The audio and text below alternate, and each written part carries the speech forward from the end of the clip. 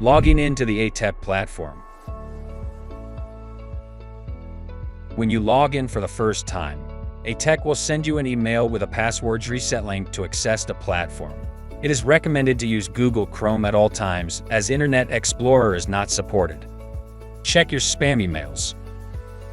Click on the hyperlink that says app.atek.io.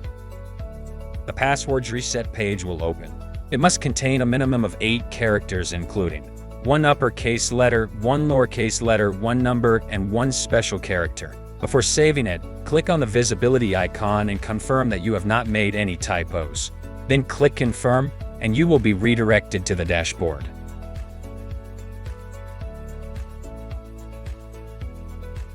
Once on the account profile, you can update your personal information to make sure it is accurate. Here, we suggest you add the notification methods that suit you best in order to receive alerts. Once completed, click on Save. Click on Change Organization. If you have a pending invitation, accept this request, then select the organization you would like to view. Refresh the page to see the menu appear on the left. You are now ready to use the ATEK platform. If you have any questions, contact our experts by phone or email.